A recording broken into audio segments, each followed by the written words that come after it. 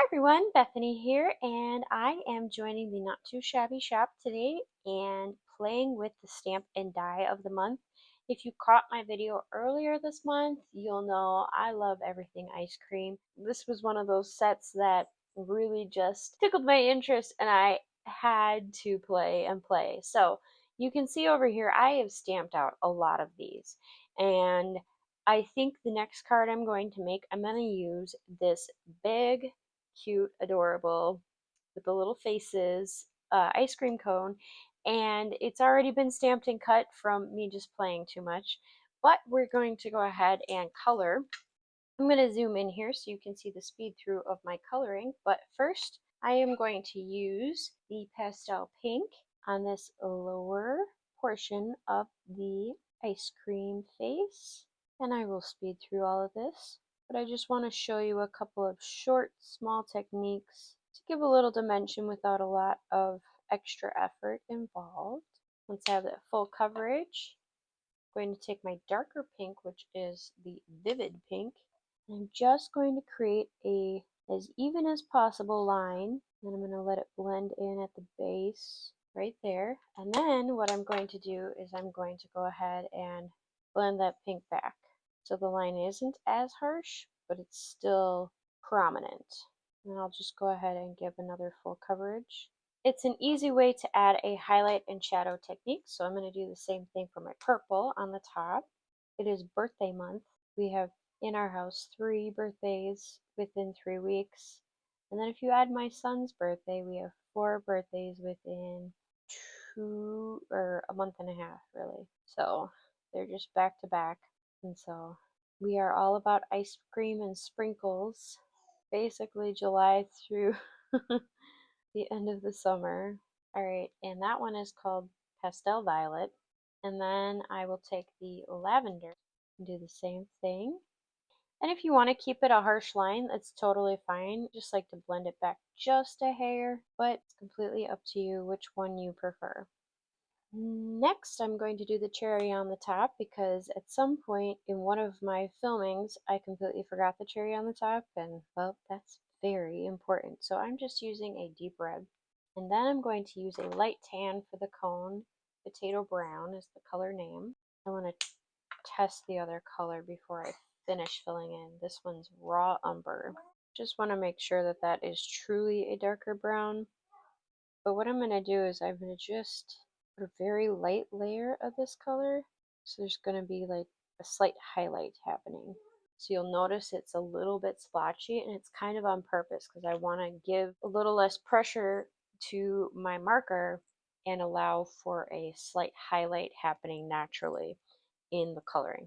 But there you go. There is what that cutie little cone looks like up close. And so stinking adorable. Alright, let's go ahead and create the rest of the card. Next, I'm going to take this A2 size card front, and I'm going to use the Spellbinders embossing folder of the month from May. And it is birthday candles, so like I said, birthday month, why not? I'm going to go ahead and run this through my Cuttlebug and be right back. And the big reveal, ta-da, super cute. I absolutely love it. Now, how I'm going to elevate this is a little bit different and unique. I have this circle die, and what I'm going to do is I'm going to try to line this up as centered as possible using my grid lines here. I don't have necessarily inch markers or anything like that, but I want to be just above center, and that I will just eyeball. Same thing with the central location of my circle die. And then using my mint tape, I'm going to go ahead and place it one on each side, and then go ahead and run it through my Cuttlebug. And now that that's done, I'm not going to throw it away. I'm going to actually use it for the next portion. Before I do anything else, I'm going to go ahead and grab some ink and just tapping a little bit. I don't want a whole lot. I'm going to go ahead and just add a little hint of that purple to the embossed part of the candles here. I just want to hit a little bit of those highlights from that embossing folder, and using a pink Tiptree jam. Previous color was Grape. I'm going to do the same thing, light blend. And this one's a little, I must have still had some left over, so we're going to go with the very bold color here. So looks like I'm going to match that with some more purple. That is definitely a bold color. That's okay. Bold is better probably, especially because this is going to be for little lady's birthday. There we go. And now I'm going to blend right in the middle, try to get kind of a variegated or ombre look going on, and not putting more ink on this one, doing the same thing, although now my fingers are full. All right, so that is perfect. Next, I'm going to take that same circle die and I'm going to go ahead and make a circle, but I'm going to make a circle outline. So I'm grabbing one size larger, and you can see I have done a circle already on this. That's what happens when the first project doesn't get filmed properly. Refilming must happen. So I'm hoping that this die does not come off the edge, but basically I'm going to create a border, and it looks like it's just perfect. So I'm going to throw this through the Cuttlebug as well, and it came out perfectly. So basically this is going to be how my layers will look when I piece this all together. I'm creating basically a window right here. So now I need to use my card base, which is 110 pound Neenah white cardstock, and I have a crazy idea. And we're just gonna roll with it. So first, I need to go ahead and place the center part of this. So my cheater way is, because I have edge to edge on this embossed white, I'm going to go ahead and take my Barely Art glue and line up the middle portion as best as possible right here in the middle. Oops, and I'm dripping glue. What in the world? It must be too humid today, I'm guessing. I don't know. But anyways, so I'm going to line these up as best as I can. Don't, if I'm a little off, it's okay. It's not a big deal. But now I'll lift that up and place that under an acrylic block to dry better. And in the meantime, I'm going to also glue my frame around the edge and give that time to press. Because that frame is going on an embossing folder, I'm using a little extra glue than I normally would, just because it's going to need it. And if there's a little leakage, that's okay.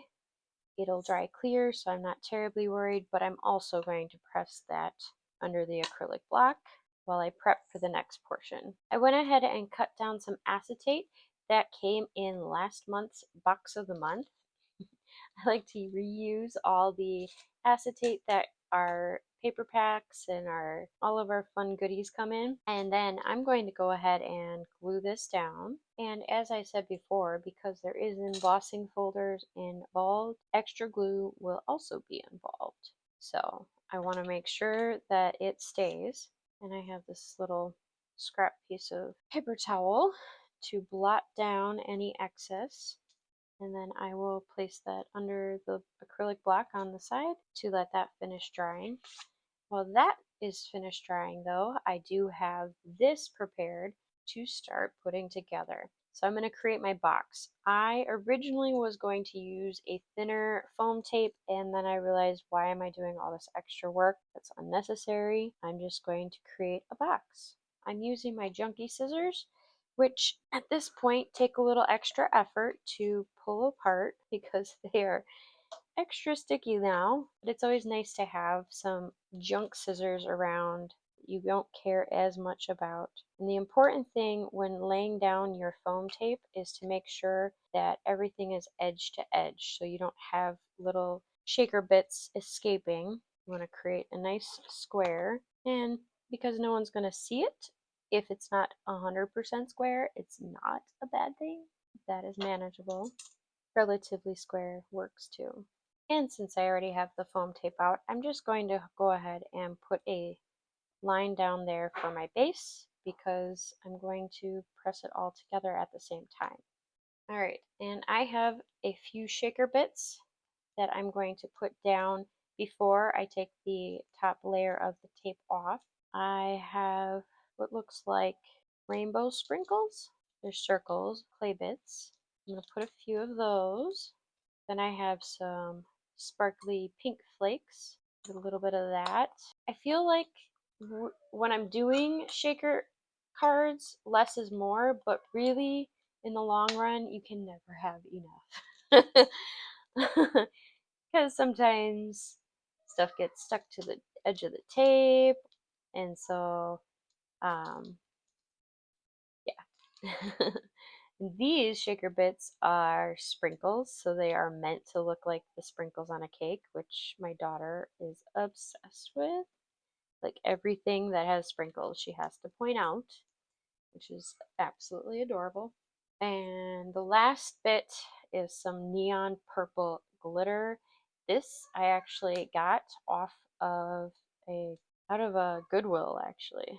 There's just a bunch of there's a giant pack of neon glitter. I'm actually just going to take the top off completely. I feel like there's never going to be enough of this purple neon. It's a very old Wow mix from forever ago, probably. All right, and as long as I feel happy with the mix, I'm going to go ahead and prep my top to go on there.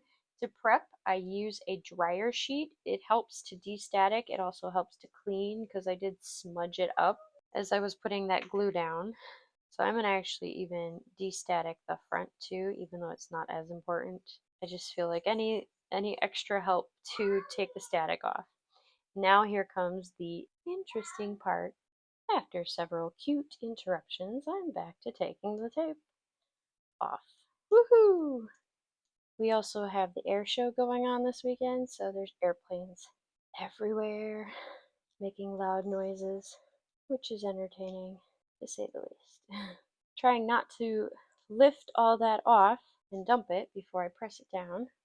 And then I'm going to help myself a little bit by adding some glue right over the top of my foam tape here because I want to make sure that I'm able to slide it a little bit if need be. Trying to make sure though it is as centered as I can make it.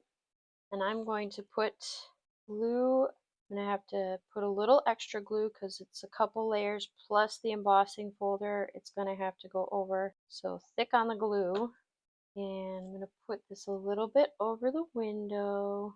So cute. And then before I go ahead and lay this down, I'm going to take the extra bits of ink that are on my brush and just tone down the white on this so it pops a little bit more, catching those edges, making the Life is Better with Sprinkles pop, and then blending back. Super fast, super easy, and then adding extra bits of glue as well on this one. And because it is on an embossing folder, I will place it under the acrylic block to dry. But I hope you enjoyed today's tutorial. I hope you had a lot of fun. This card, the set in general, is just so much fun to me. I really, really love it. The glitter, the added sprinkles, everything involved adds a lot of wow to everything. So after letting it sit for a good while under the acrylic block, look at how amazing this turned out. It's all dried, nice and pressed, and shake, shake, shake. Amazing. I am in love with this look. This is like just so much fun. So if you liked this crafty inspiration, don't forget to come join me on my channel where there will be plenty more of Not Too Shabby Shop and other crafty inspirations happening on a regular basis. I hope you all had a wonderful time hanging out with me today and learning a few new techniques that you could try on your own. As I had so much fun with the Stamp and Die set. I love, love, love it. All those extra parts that I made will be used very soon because they are just so stinking adorable. So if it isn't sold out in the shop, get it immediately. I insist. Anyways, thank you for joining me today, and I hope you had fun. I had a lot of fun. And happy birthday month, and because it's birthday month, I will have a discount code for my shop down below in the description, as well as lots of fun to be had. I have some Facebook group links, lots of new things coming around the corner. You definitely want to sign up for my newsletter that will soon be coming out because I have several amazing, exciting, fantastic announcements to make, and I cannot wait to share them all with you. So I hope you have a wonderful day. Don't forget to find the joy in your day and happy making. Bye!